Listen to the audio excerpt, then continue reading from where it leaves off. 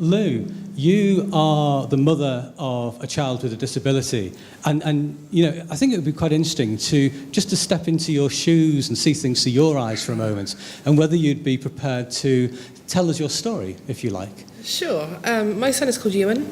He is 9. He has to say he has autism is to tie up in a very neat, fashionable box.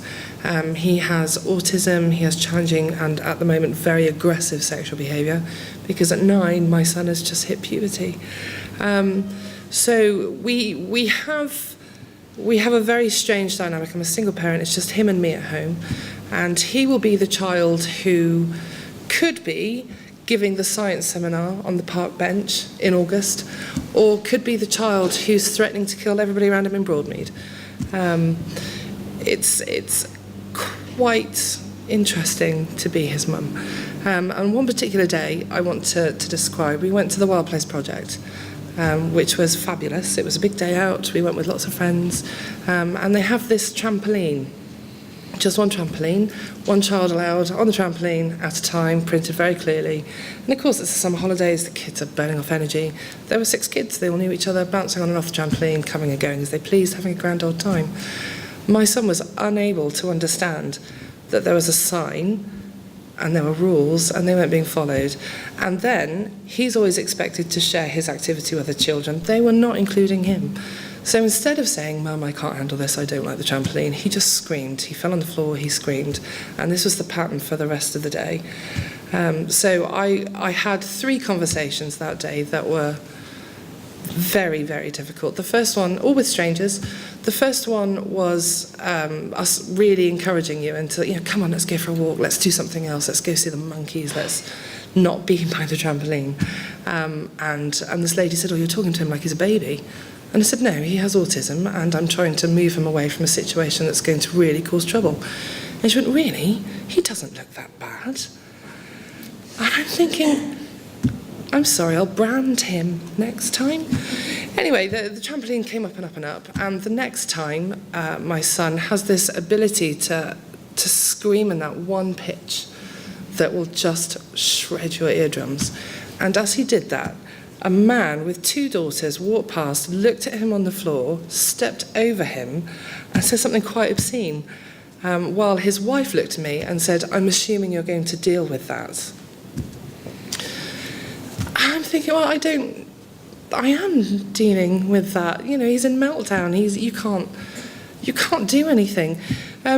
So what was supposed to be this lovely, wonderful, fun summer day out with friends turned into actually quite a stressful and harrowing moment when you get home and you're trying to, yes, we did this stuff and it was great and it was fantastic and there was cake and all my son could think about was, and a trampoline that I didn't go on.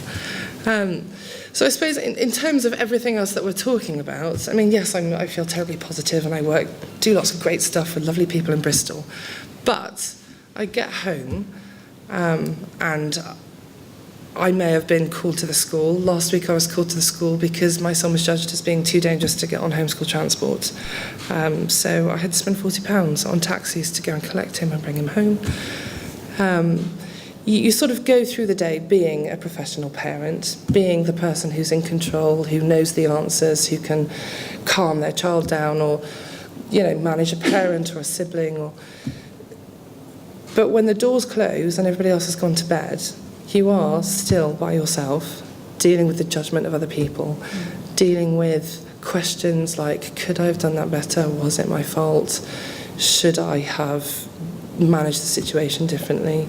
And the optimism that I find through my work is actually quite hard to cling to sometimes.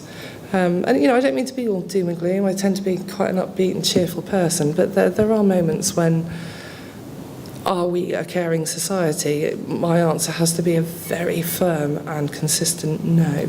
I don't believe that we are, really.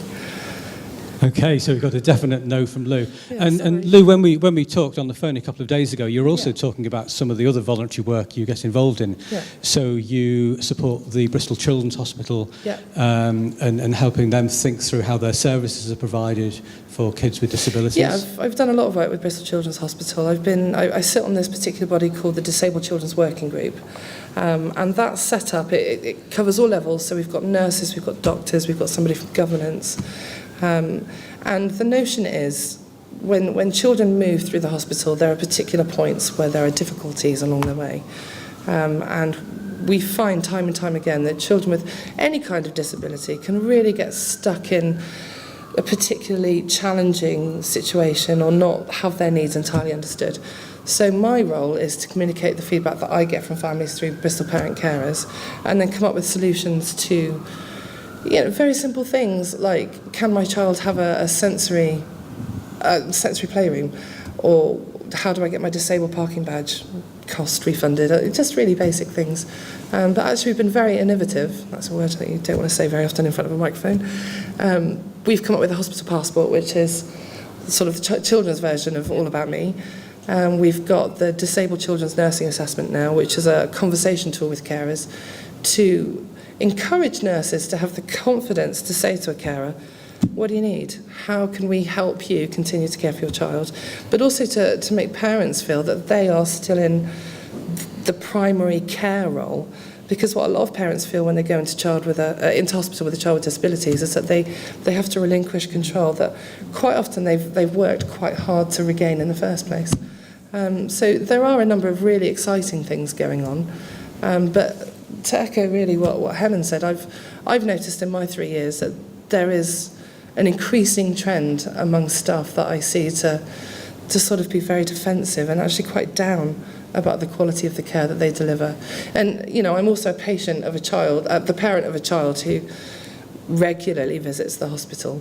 And I have to say there's been a student nurse or two, but I've always been confident and bolshy enough to direct them, do it like this.